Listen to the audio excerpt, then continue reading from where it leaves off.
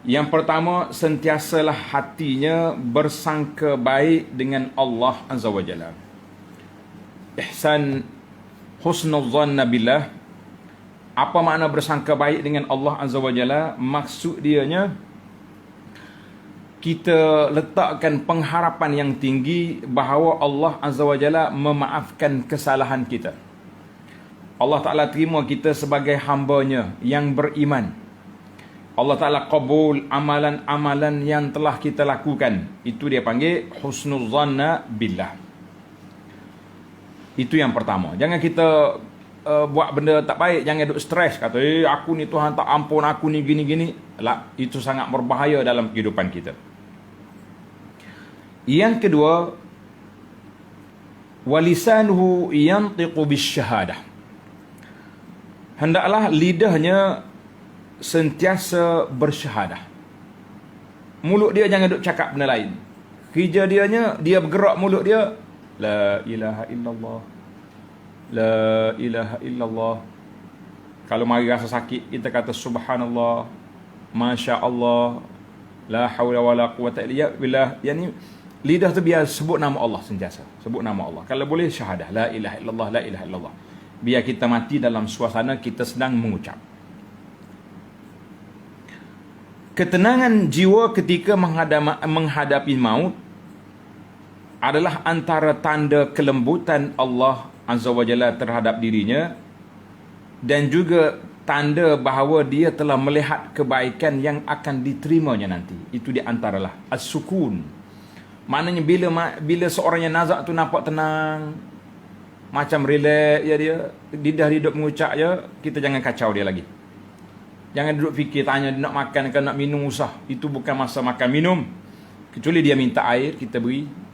Kalau dia tak kata, biarkan dulu. Sebab dia dalam keadaan yang cukup gawat di saat itu. Mana kalau seorang yang sedang ihtidar, sedang nazak tu boleh tenang, itu tanda Allah Subhanahu Wa Taala beri kebaikan kepada dia, ataupun kita bersangka baik bahawa dia telah melihat kebaikan yang dijanjikan oleh Allah Azza wa Jalla. Sebab bila seorang yang baik nak mati, maka tatanazzalu innal ladzina qalu rabbuna Allah tsumma istaqamu tatanazzalu alaihimul malaikah. Bila orang baik nak mati, malaikat akan datang. Malaikat akan datang, duduk dekat dengan dia, memberi khabar gembira, alla takhafu wa la tahzanu wa abshiru bil jannati allati kuntum tu'adun. Malaikat beri khabar gembira kepada kita. Pada saat itu mungkin dibukanya hijab, ditunjuk ini tempat kamu akan duduk, syurga. Pada ketika itu orang yang nazak akan tenang, lupa kesakitan tentang sakarat, sebab dia tengok benda lebih besar. InsyaAllah, mudah-mudahan Allah Ta'ala anugerahkan kepada kita bilutfihi wa ihsanihi. Di saat kita nak mati, Allah curahkan kasih sayangnya, Allah curahkan rahmatnya, sehingga kita dapat mati dalam keadaan tenang dengan husnul khatimah, InsyaAllah.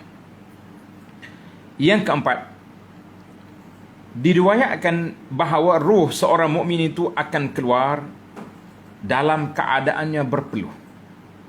Dalam keadaannya berpeluh.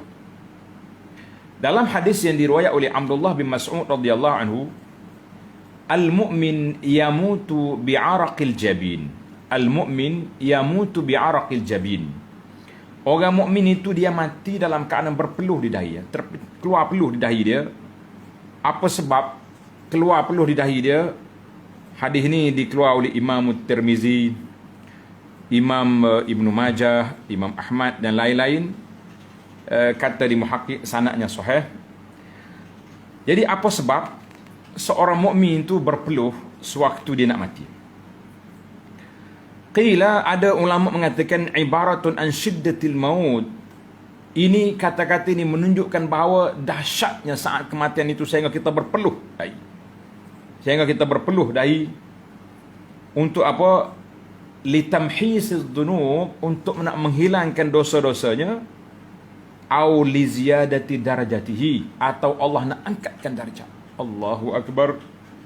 Dua-duanya baik. Sama ada kita Allah angkat darjat ataupun dihilangkan dosa, alhamdulillah. Maknanya orang nak mati masih lagi diberi rahmat oleh Allah Azza wa Jalla pada saat itu. Yang kedua, mati dengan keluarnya peluh di dahi ini alamatul khair, salah satu daripada tanda kematian yang baik, insya-Allah. Yang ketiga, hadis ini menunjukkan kepada seorang mukmin itu sentiasa sepanjang hidup dia berusaha untuk mencari yang halal, meninggalkan yang haram, dan melakukan ibadat ketaatan dengan solatnya, dengan berpuasanya, seolah-olah orang panggil berpeluh sentiasa dahi dia itu. Itu sehingga dia mati. Itu ibarat kata. Yang keempat, maksud juga berpeluh di dahi ini, dia malu apabila malaikat beritahu kepada dia, ya akhi, ya wahai saudaraku yang nak mati, kamu akan bertemu dengan Allah Azza wa Jalla. Tengok nikmat yang Allah sediakan untuk kamu, syurga yang begini besar. Ketika itu dia rasa malu kepada Allah Azza wa Jalla. Sebab nikmat yang Allah nak kurniakan kepada kita besar, kita pula ibadat kita pula sikit. Allah. Itu di antara syarah hadis al-mu'min yamutu bi'araqil jabin. Orang mukmin tu mati dalam keadaan berpeluh di dahi dia. Salah satu daripada tanda kebaikan, insya-Allah. Cuma saya pesan beberapa kali, jangan cuba ambil gambar lah. Tengok orang ni mati berpeluh dah, oh ambil gambar siap snap. Saya menyaksikan orang lah, tak boleh. Kita tak tahu benar gaib. Allah Taala saja yang Maha mengetahui. Cuma kita boleh doakan. Kita boleh doakan semoga mati dengan husnul khatimah, insya-Allah. Perkara yang kelima, disunatkan mengajar. Dia panggil talqin. Kita yang duduk dekat dengan orang mati, yang hampir dengan orang mati, kita kena sentiasa lidah kita sendiri jangan duduk berbual dengan dia. Kita jangan duduk berbual sama-sama kita. Kita sentiasa kita sendiri ucap la ilaha illallah. Duduk sekejap, la ilaha illallah. Cakap pelan-pelan di telinga. Kalau kita tengok mulut dia bergerak, la ilaha illallah, kita stop dulu sekejap. Nanti dia bercakap balik, minta air ke apa, kita ulang balik, la ilaha illallah. Ataupun kalau kita tak ada apa nak kita duduk dekat dia, kita mengucap ya, la ilaha illallah, asyhadu an la ilaha illallah. Biar si mati tu dengar, dia ikut dan berakhir nafas dia dengan la ilaha illallah. Dalam hadis yang diriwayatkan oleh Imam Muslim, hadis sahih, laqtinu mautakum la ilaha illallah. Nabi SAW mengatakan, ajarkanlah orang yang hampir mati di kalangan kamu dengan kalimah la ilaha illallah. Tiada Tuhan yang berhak disembah, dipuja dan dipuji selain daripada Allah Azza wa Jalla. Allahu Akbar. Maknanya kita ajar kepada orang nak mati, bukan lepas pada dia mati. Orang yang mentalqinkan, mengajar, menyebut la ilaha illallah dekat dengan orang mati itu adalah berhati-hati. Dan jangan mendesaknya supaya mengikutinya. Jangan kita kata, ikut lah. Kita je ulang, kita je kata kan, supaya biar dia dengar dan dia ikut. Jangan mendesak. Mana jangan paksa je. Ikut tak. Kita kata, kita pergi kat telinga dia, la ilaha illallah. La ilaha illallah. Tengok dia punya lidah bergerak, kita berhenti. Dalam sebuah hadis lain yang menyebut hadis ni hadis dhaif, sebagaimana diputuskan oleh para muhaqqiq, mengatakan hadis ni dhaif. Saya bacalah. Uhduru al-mautakum wa laqinuhum la ilaha illallah. Setakat ni adalah jelas. Ziarahilah orang yang hampir nak mati di kalangan kamu dan ajarlah mereka dengan la ilaha illallah. Jadi hadis ini sama dengan hadis Muslim tadi. Laqinu mautakum la ilaha illallah. Dan gembirakanlah hati mereka dengan kenikmatan syurga. Sesungguhnya lelaki atau perempuan yang lemah lembut dan berilmu pun akan kebingungan pada waktu itu. Mana ada orang alim pun bingung sebab waktu ni waktu nazak, waktu kita sedang rasa huru-hara. Musuh Allah iaitu Iblis akan berada lebih dekat dengan seseorang hamba pada ketika itu.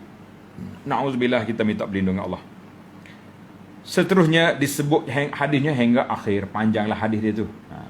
Cuma hadis ni, sebagaimana kata di para muhaqqiq kata, rawahu Abu Nuaim an Wathilah wa sanaduhu dhaif. Hadis ni dhaif. Baik, kita pergi kepada hadis lain pula yang sahih. Sabda Nabi sallallahu alaihi wasallam, la yamutunna ahadukum illa wahwa la yamutanna ahadukum illa wahwa yuhsinuz dhann billah. Janganlah seseorang kamu mati melainkan dalam keadaan dia bersangka baik dengan Allah Azza wa Jalla. Dia rasa Allah maafkan dia, dia rasa Allah Ta'ala terima dia, dia rasa Allah Ta'ala kabulkan dia. Mana kita kena letak kebaikan, sebab tak ada faedah dia nak takut. Bukan masa ni masa takut, masa ni masa mengharapkan. Hadis ni sahih diriwayat oleh Imam Muslim dan lain-lain. Mana waktu tu waktu kita hanya mengharapkan kasih sayang Allah, mengharapkan rahmat Allah Azza wa Jalla, bukan lagi waktu kita nak takut. Dalam satu riwayat, Nabi sallallahu alaihi wasallam telah pergi menziarahi seorang sahabat yang sedang nazak. Nabi pergi ziarah sahabat dia sedang nazak. Lalu baginda sallallahu alaihi wasallam bertanya, "Kaifa tajiduka?" Saudara, bagaimana keadaanmu sekarang? Qala arjullah wa akhaf zunubi. Dia mengatakan, aku mengharapkan Allah memaafkan kesalahan aku dan sangat takut dengan dosa-dosaku.